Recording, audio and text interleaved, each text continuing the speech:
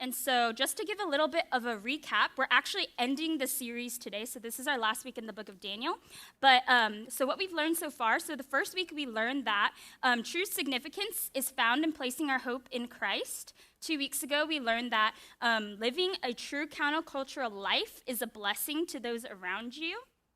And then last week, we learned that boldness from God comes from our faith in God. And so today we're actually going to turn to Daniel chapter 6. And that's where we're going to be in today. Daniel's a pretty small book, so it might be, or it's kind of towards the end of the Old Testament, a little past the middle. And then once you're there, you can look up. Oh, I have it. I'm sorry. Thank you, though.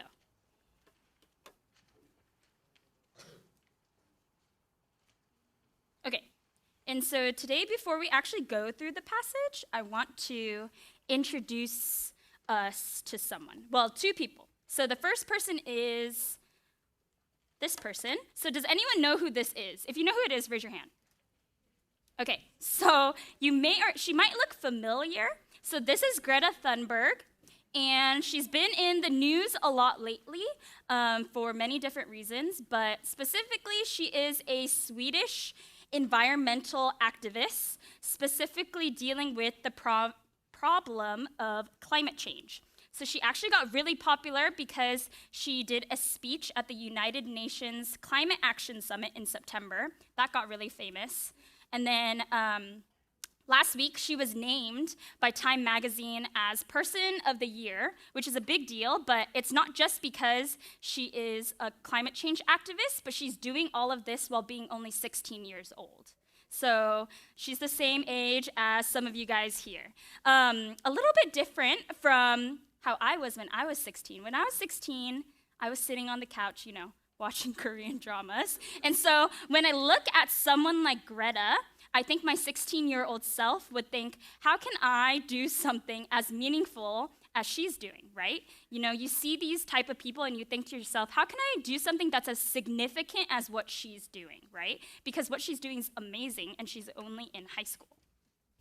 And then the second person I want to introduce us to, she's a little bit different from her, but it's this person. And so does anyone know who this is? It's Kylie Jenner. And so most people know who she is. She's very famous for being a part of the Kardashian family. But not only that, now she has become a successful businesswoman through her makeup line. And she's also a really big social influencer on the internet. And so can anyone guess how many Instagram followers she currently has? Last service, someone got really close. At least 9, yes, that is true. Does anyone know? Who? 15 million? 58 million. That's similar. Does anyone else have a guess? Yes. 150 million. That's really close. Okay, so you can't see it. It's really small. But Kylie Jenner, as of yesterday, has 153 million followers on Instagram. Okay? And I don't know if that's a big deal. It is a big deal to some people because some people only have like 153 followers, but she has 153 million. And to kind of compare it to a larger or a more relatable scale, so the United States, as of last year, had 327.2 million people living here, which means that about half of America is following Kylie Jenner on Instagram. Okay? And so some of us might think, we saw her picture and we kind of laughed because, we think that her significance is kind of shallow because it's not like she's not changing the world, But I think that if almost half of America is following you, I think you would call that person a significant person because she's influencing almost half of the United States. I can only reach maybe 153 people today, right? And so we look at people, they're completely different, but we look at people like Kylie Jenner and Greta Thunberg and we think, wow, these people are doing amazing things. We may not agree with everything that they're doing or necessarily like them, but I think that most people would agree that both of them are significant people doing significant things, right? Generally, I think most people would think that. And I think that when we look at people like this, we think, again, how can I do something as meaningful as what they're doing? How can I do something as significant as what they're doing? How can I be as significant as them? How can I live a significant life?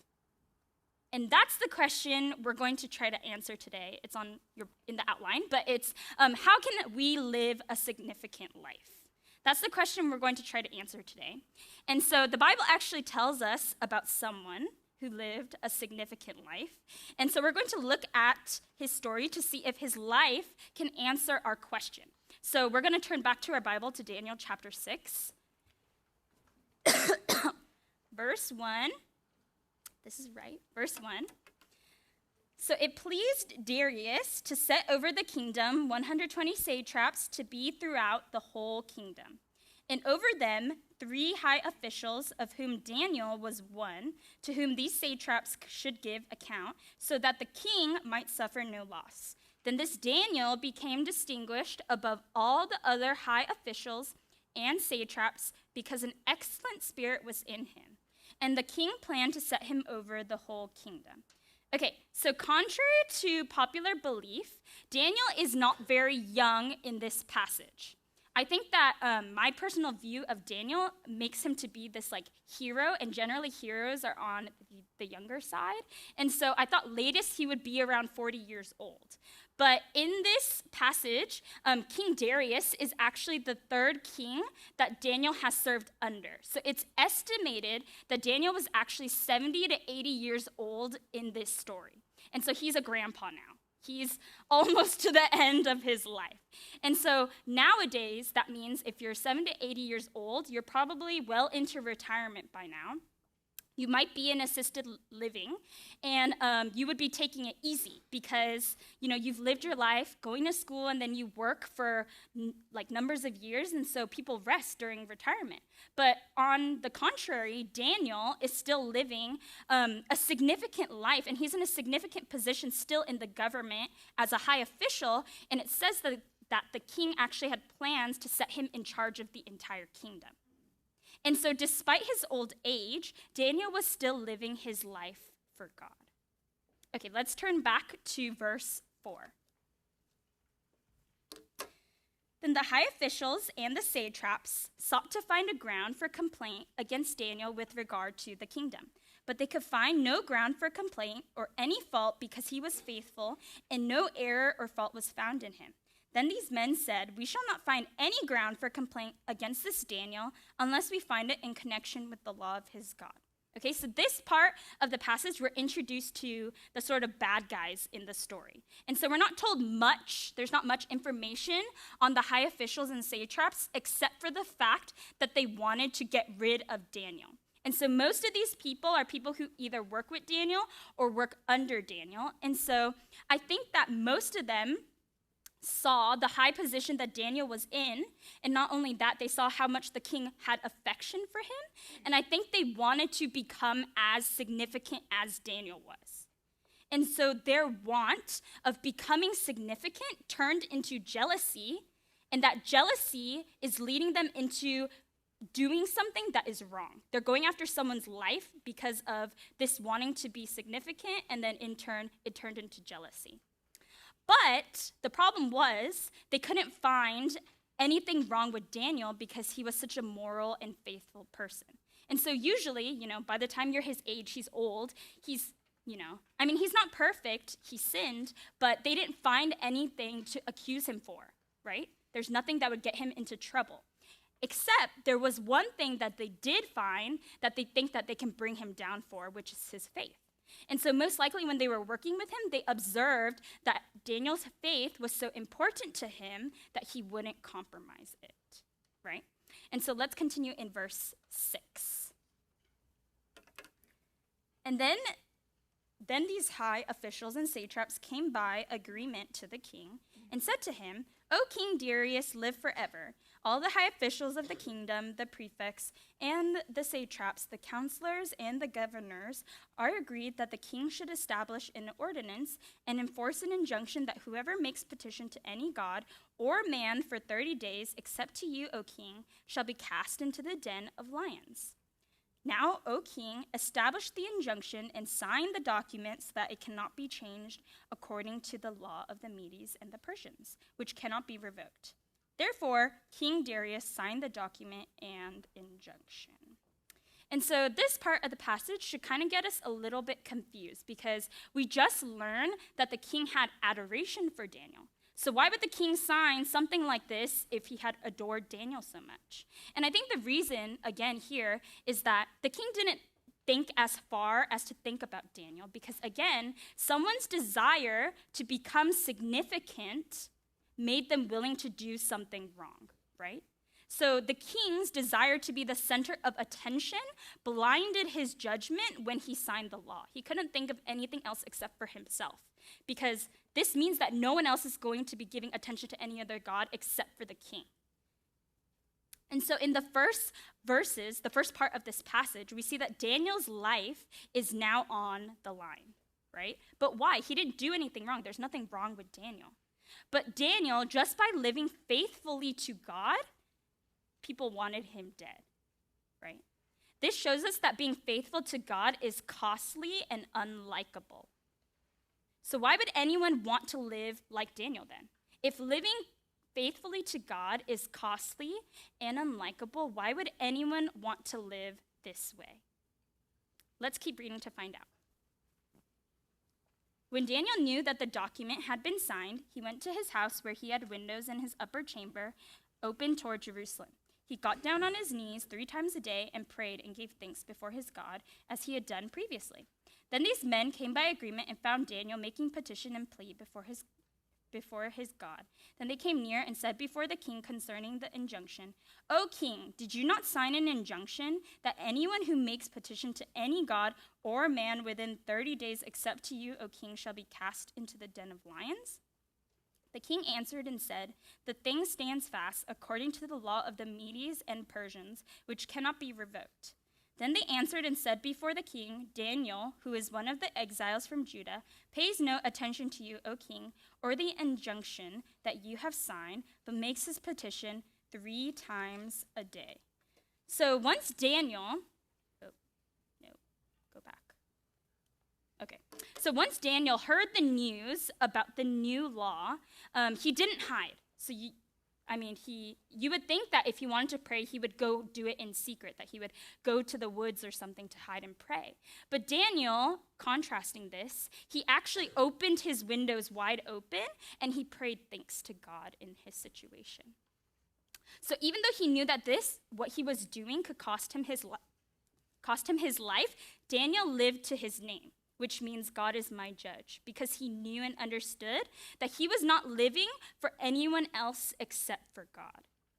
And so for us, what do you think you would have done in this situation? Think about it a little bit. If we were in America, well, we are in America, but if we had, let's say, a president who said that we couldn't pray to our God for 30 days, or else we would get the death penalty. That's basically the equivalent, because getting thrown into a lion's den means you're going to die, okay? And so let's say this was the case. What would you have done if you were put into this situation?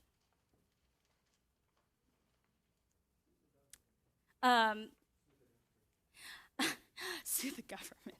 I don't think you can do that. So I think that most of us would like to think that we would have done the same thing as Daniel, because, we want to stand up for our faith. I think that's what we would all want to do. I don't know for me personally, though, if I would have been able to do it. I can't speak for everyone, but I think that I wouldn't have been able to do it. Because I think that in this situation, I would have been more like the Israelites in the story, who aren't particularly mentioned, but as we've learned previously, the Israelites, when they got into Babylon, they have assimilated into Babylon, and then they have adopted Babylonian culture. And so by this time, most of Israelite culture has already disappeared. right? And so like the Israelites, I would have probably just followed what everyone else was doing and not pray to God for 30 days, because it's not like, you can't pray to God forever. It's just 30 days. But for Daniel, contrary, it was an easy decision for him. To him, it was second nature to remain faithful to God in any situation. But why? What does Daniel understand that we don't understand? Because Daniel knew and understood that his life was not his to begin with. His life belonged to God. And since he understood that his life begins and ends with God, he knew that when he's alive, it's for God, and when he dies, he gets to be with God. And so Philippians 1:21 says, this is the Apostle Paul writing, "For to me to live is Christ, and to die is gain." And this is what Daniel understood. This is what many people who dedicate their lives to missions understands. That when we're living, it's to be like Christ and to live for Christ. And when we die, that's not, it's not bad. It's gain, because we get to be with God in paradise. And this is what Daniel understood. So we may think that Daniel is crazy for making this decision. I think in turn, Daniel would think we're crazy for thinking he's crazy, right? Because Daniel knew that this situation was so significant that it was worth risking his life over. For every other Israelite, it seems that they've turned away from Yahweh and have forgotten their faith. If Daniel did not choose to remain faithful in this situation, he would have just become like everybody else. But Daniel chose to remain faithful, and whether he died or lived, I think he would have become an example to the Israelites to turn back to God. And I think that this situation might seem a little bit far from us because we're not in this situation. We have freedom of religion, right, here in America. But I think the more relatable example to us would be something as small as praying in front of, let's say, our non-Christian friends, or standing up for God in school, or choosing to come to service instead of something like a party, right? And I think for me personally, my two best friends from middle school, they actually know now not to make plans on Friday nights and Sundays, because whenever they used to ask me to come out to things, they found out that I was at church and I couldn't go to those certain events that they were planning. So now that we've been friends for so long, they know now that I won't be able to come to things if they're on those days. And it doesn't seem like much, but if we're faithful to God in our everyday situations, people will know that God is significant in our life. And if we're not faithful in our everyday situations, then we just blend in with everyone else. We become like the Israelites, right? Who have just naturally gone with the flow of culture. Let's continue on in verse 14. Okay. Then the king, when he heard these words, was much distressed and set his mind to deliver Daniel. And he labored till the sun went down to rescue him. Then these men came by agreement to the king and said to the king, "Know, O king, that it is a law of the Medes and Persians that no injunction or ordinance that the king establishes can be changed." Then the king commanded, and Daniel was brought and cast into the den of lions.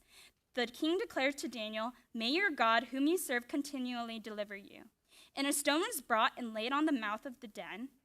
And the king sealed it with his own signet and with the signet of his lords, that nothing might be changed concerning Daniel.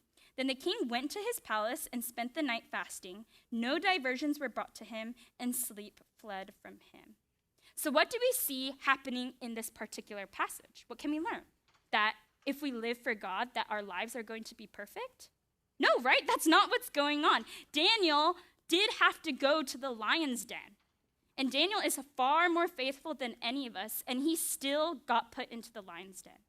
So we are not to buy into the lies of the prosperity gospel that tell us that our lives will be perfect if we live for God. That's just not true.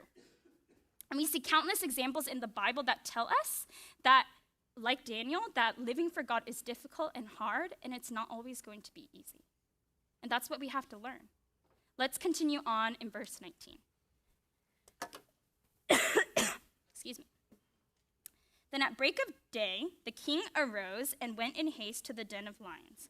As he came near to the den where Daniel was, he cried out in a tone of anguish. The king declared to Daniel, "O Daniel, servant of the living God, has your God, whom you serve continually, been able to deliver you from the lions?" Then Daniel said to the king, "O king, live forever. My God sent his angel and shut the lions' mouths, and they have not harmed me, because I was found blameless before him. And also before you, O king, I have done no harm." Then the king was exceedingly glad and commanded that Daniel be taken up out of the den. So Daniel was taken up out of the den, and no kind of harm was found on him, because he had trusted in his God. And the king commanded, and those men who had maliciously accused Daniel were brought and cast into the den of lions, they, their children, and their wives. And before they reached the bottom of the den, the lions overpowered them and broke all their bones in pieces. And so the story concludes with the Lord delivering Daniel from the lion's den, and then those people who had plotted against Daniel were thrown into the lion's den along with their families in return. And so usually the most obvious point of this passage, what we're supposed to learn, is that God redeems those who are faithful to him. If we look back at verse 22, it says that God saved Daniel because he was blameless before God. Blameless means innocent. And then in verse 23, it says that Daniel was not harmed because he had trusted in God. And so Daniel is redeemed because he was faithful to God and he trusted in him. So this does mean that God will save us from certain situations on this earth because we are faithful to him and because we trust in him. So a situation would be like when he heals people who are sick, right? Who are faithful to God. That is an act of grace, right? But I think what it ultimately means for us is that God will redeem us. He is faithful in redeeming us from an eternal lion's den because of the blameless life that Christ lived for us, right? Because we are not innocent, but God sees us as blameless because of the life that Christ gave us. And that's the most obvious point of this story, that God redeems people who are faithful to him. So now that we've finished reading about Daniel's life, what is the answer to our question? How do we live a significant life? And I think to some of us, it might be to be like Greta Thunberg, commit your life to making a difference and saving the earth. Or it might be like Kylie Jenner. You want to become very famous, make your own makeup line, and have millions of followers on Instagram. Or for maybe some of you, it might just be getting good grades at school, going to the college of your choice, and then getting a job that allows you to live a comfortable life. And so we all have different ideas of what it means to live a significant life. And I think that if we applied those different ideas onto Daniel's life, then I don't think Daniel lived a very significant life if we were to compare him to the world's ideals of what it means to live a significant life. If you actually look further into the Bible, we find out that Daniel isn't even, not allowed, but Daniel doesn't end up going back to Jerusalem with the other people of Israel. So we later learn that the Israelites are allowed to return to Jerusalem, but Daniel is unable to go. He dies before that. And so this situation is very similar to when Moses had led the Israelites in the desert for so long, and he was unable to go into the promised land. And so we see this, and we're like, God, what are you doing? He lived his life faithfully, and he's not even able to go back home. And so it seems like Daniel's faithful life was a waste. Not only was it not significant, but his life was wasteful. It would have been far better, I think, for Daniel then to have just assimilated into Babylonian culture like everyone else, and he would have lived an easier life. People would not have been after him. People wouldn't want him dead, and he would have just done whatever he wanted. And that seems like a much better life than the life he lived. But don't we know, right, that if he had not lived a faithful life, that he wouldn't have been an example to the people of Israel? What would they have to look to if Daniel had failed to live faithfully to God? Nothing, right? Not much. And then also, if Daniel had given in to the pleasures of Babylonian culture, then we would not have him to look to a future Daniel, right? Because Daniel ultimately points to the life of Christ for us. And so in this story, I think usually we like to try to relate to the hero of this story, but in this story, we're not Daniel. We're the Israelites. And they're not mentioned explicitly in the passage, but we know that the Israelites are the people who have turned away from God's ways. And we are the same way. We are people who have turned away from God's ways. We believe that a life that has given into the ideas of the passions and pleasures of self-satisfaction that the world gives us is a far better life than living a life for God's glory. But despite the acceptance that the world might give us by giving into these ideas, by living for ourselves, all of these things have no eternal implications. They don't mean anything after we die. And so at the end of our lives, when we die and we go up to see the Lord, we're going to have nothing meaningful to say to him. All we'll be able to say to God is, look at all the ways that I've lived for my own pleasures. Look at all the money that I made. Look at how successful I was. Look at how popular I was. And all of those things don't mean anything because they have no eternal significance. They disappear when you die. They don't mean anything in the face of eternity. And I don't think that's a particularly significant life, right? And so then why is living like Daniel better? Why is living for God's glory better then? Because it sounds hard and difficult. I just said that it was costly and unlikable. Living for God's glory is better because it gives us lasting joy and satisfaction in the Lord. It's not temporary like the significance that the world can give us. When we receive Christ, we are eternally satisfied with him, so there is no need to look for anything else in this world. When God looks at those who are saved, he doesn't see our works, he doesn't see our efforts, but he sees the righteousness and works of Christ. And this gives us ultimate freedom to live because we don't have to worry now about the pressures of living up to what it means we think means to be significant. We don't have to live to these pressures anymore. And so when we live for God's glories, our efforts are beyond this lifetime. What we do has eternal significance.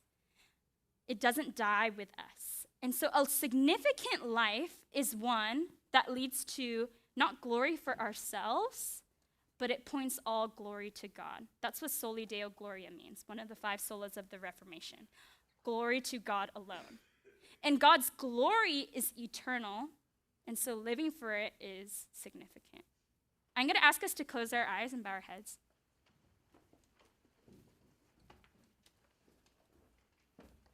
I probably talk fast, and there was a lot of information, but I want to actually give us some time to reflect upon, this question. What we think it means to live a significant life. What we think it means to have a meaningful life, really. And I know that maybe some of you haven't thought about this question. It is a hard and deep question, but I think it's worth considering because I think what we determine to be significant shows us the desires of our heart, what's important to us. And so I want to give us a little bit time to reflect on what we believe makes us live a significant life.